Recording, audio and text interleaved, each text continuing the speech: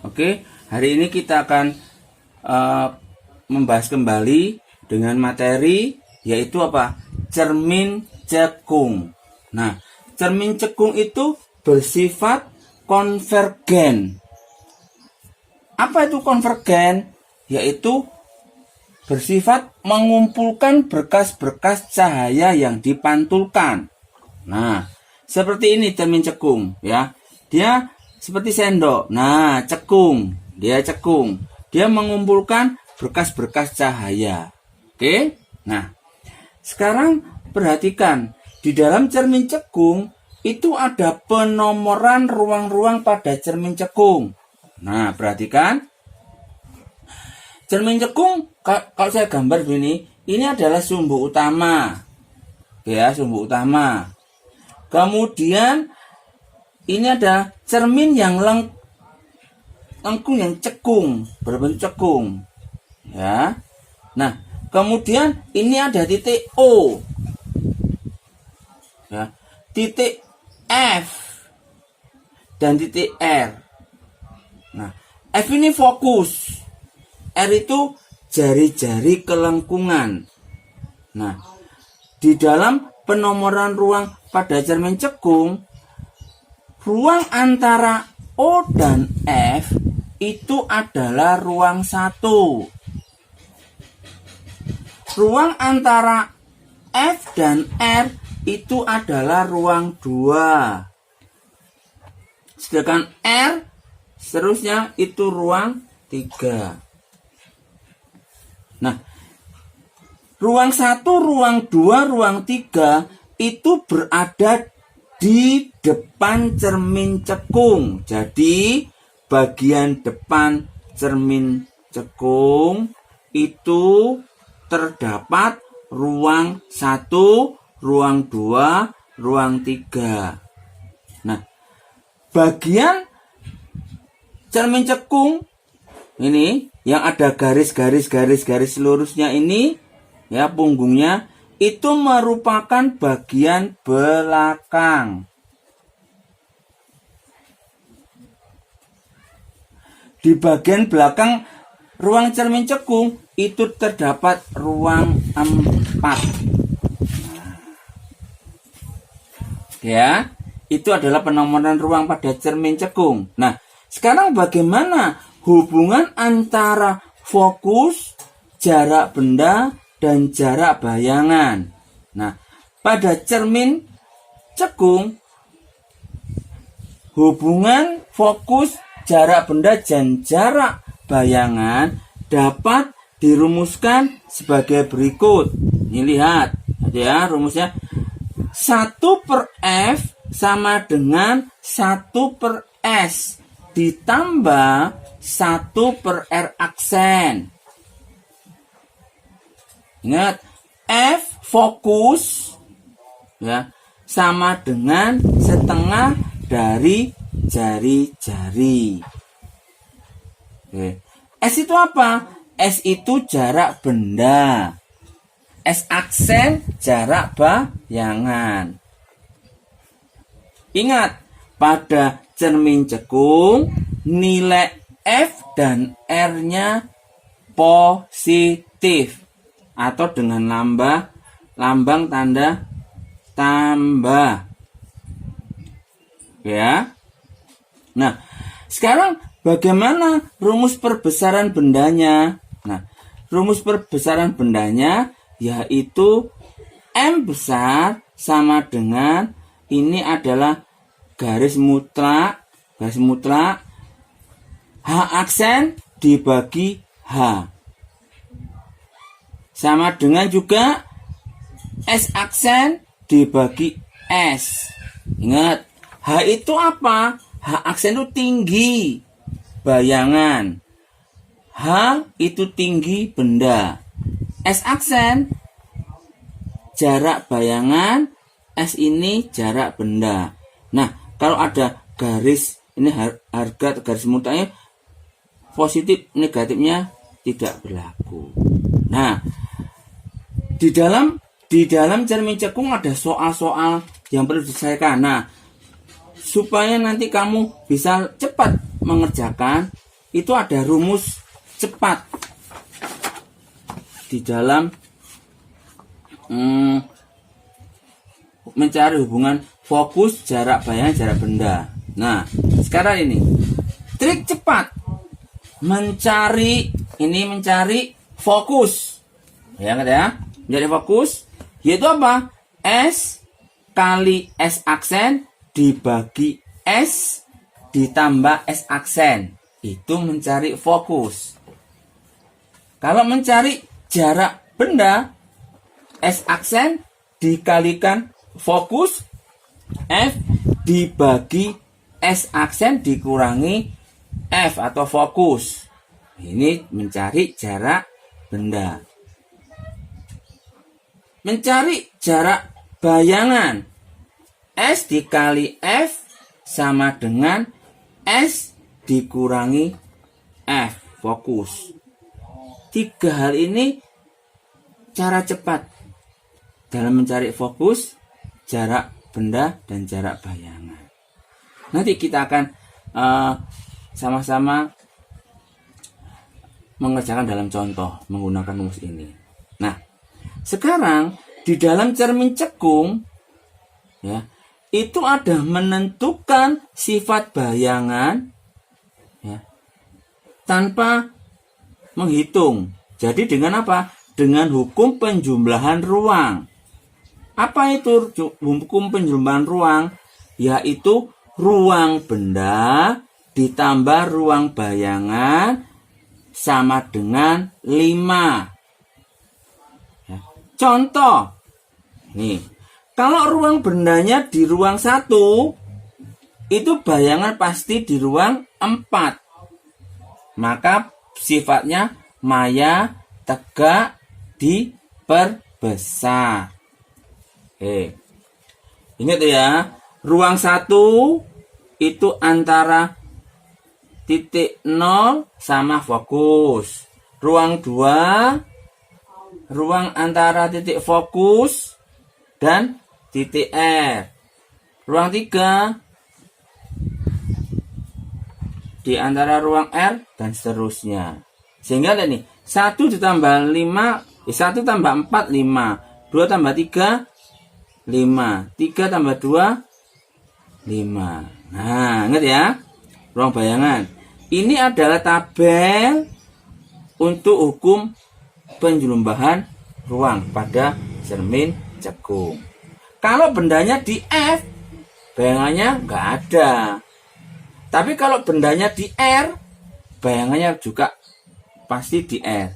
Yaitu apa? Nyata, terbalik, sama besar. Jelas? Oke, yuk kita lihat sama-sama contohnya. Nah, contoh. Oke, ya sudah. Contohnya.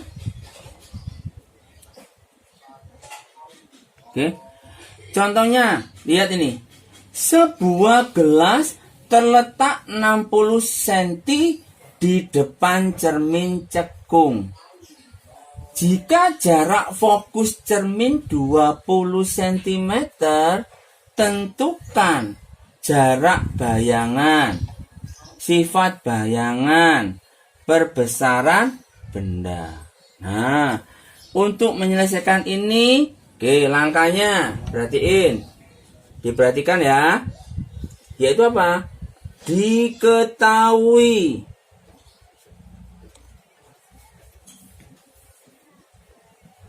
Oke. Soal, sebuah gelas terletak 60 cm di depan cermin cekung. Berarti apa? S-nya sama dengan 60 cm. Oke. Jarak fokus cermin. Apa? Betul. 20 cm. Nah, ditanya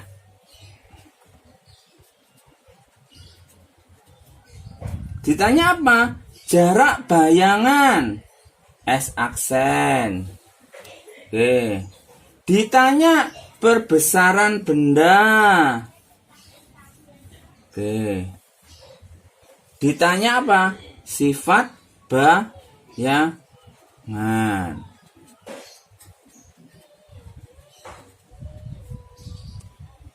Nah, sekarang kita jawab. Oke. Ya, ini ya. Oke, yuk. Kita jawab ya. Sekarang. Oke, sudah? Nah, sekarang perhatikan yang ditanya jarak bayangan.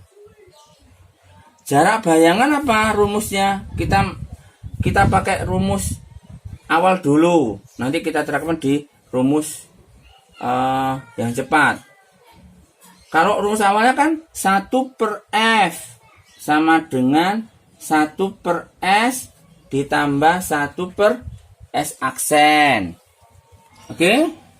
Ya, lihat jawabnya dari soal ini. Kita masukkan rumus awal dulu. 1/F sama dengan 1/S ditambah 1/S aksen. Tapi supaya kita cepat, kita menggunakan apa? Rumus trik cepat. Bagaimana rumus trik cepatnya? Itu nih. S aksen sama dengan S dikali F, ingat, dibagi S dikurangi F. Oke. Kita masukkan. Nah, angkanya S-nya berapa? Lihat ini, S-nya 60. Ya. Dikali S-nya berapa? 20. Dibagi S-nya berapa tadi? Tetap 60. Dikurangi 20. Ya. Nah, sekarang berarti 60 kali 20 berapa? 1200. Dibagi 60 kali dikurangi 20 berapa? 40. Sehingga nilainya berapa? Hasilnya 1200 dibagi 40. 30 cm. Ini adalah S aksen. Nah, bagaimana mencari bayangannya? Ingat ini, masukkan rumusnya. M sama dengan S aksen dibagi S. Kita masukkan. Yaitu X aksennya berapa? 30. S-nya berapa? Ini S aksennya ini ya. S aksen 30. Dari mana? Dari sini. S-nya 60. Nah, sekarang berapa perbesarannya? 30 bagi 30. 1, 60 bagi 30, 2. Berarti berapa? 0,5 kali. Ini perbesarannya. Nah, sifat bayangannya bagaimana? Ya. Untuk menentukan sifat bayangan kita lihat ya. Fokusnya 20. Ya. Kita gambar ya, kita memakai. Nah, sekarang kita lihat untuk menentukan sifat bayangan ya dari soal tadi. Bagaimana sifat bayangannya? Oke.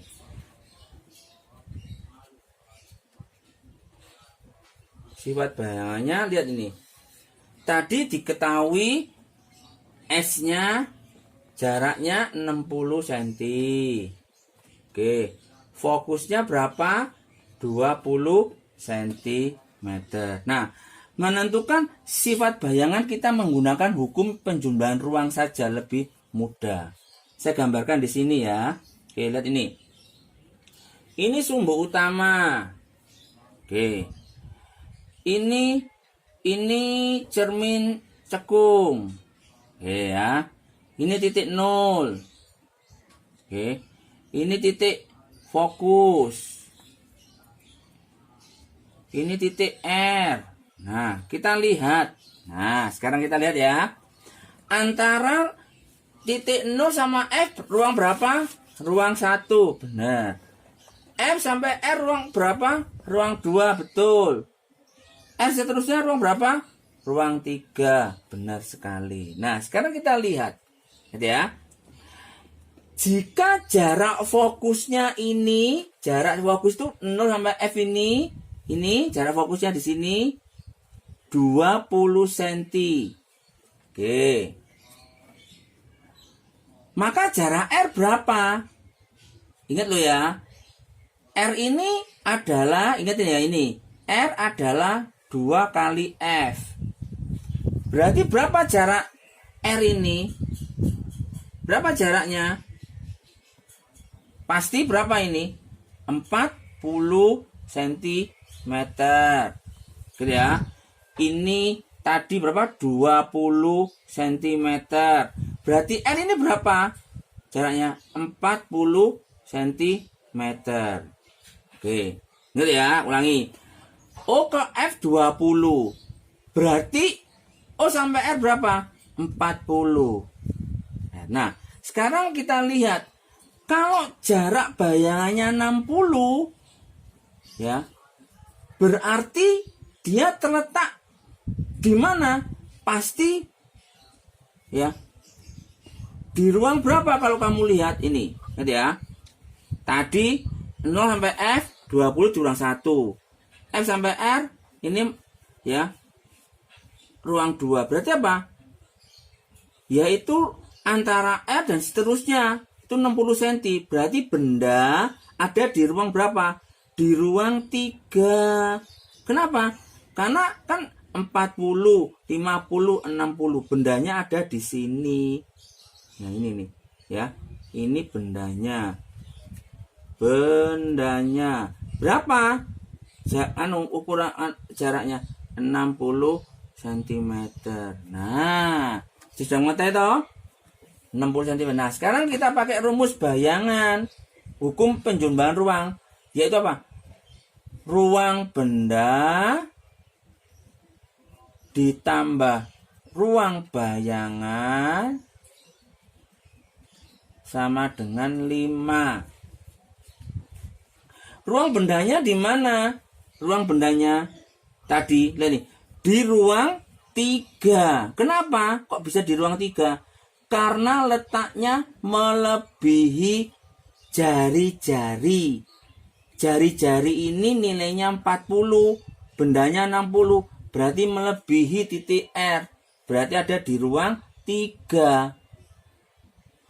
Ya, di ruang 3. Ditambah ruang bayangan sama dengan 5. Nah, sekarang bagaimana mencari ruang bayangan? Ya, 5 dikurangi 3 sama dengan 2. Nah, kalau ruang bayangannya lebih kecil nilainya dari ruang benda, pasti diperkecil. Lihat ya, ruang bayangannya 2, ruang bendanya 3. Ya, jadi ruang bayangannya lebih kecil dari ruang benda, diperkecil. Jadi dari ini kita lihat tadi tabelnya, kalau bayangannya di ruang 2, maka apa? Sifatnya lihat ini, ruang 2, ini ruang 2. Di depan cermin itu nyata. Dia terbalik. Ya, kemudian apa? Diperkecil.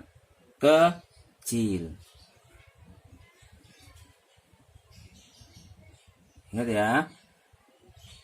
Nyata, terbalik, diperkecil. Satu di sini. Nyata, terbalik, diperkecil.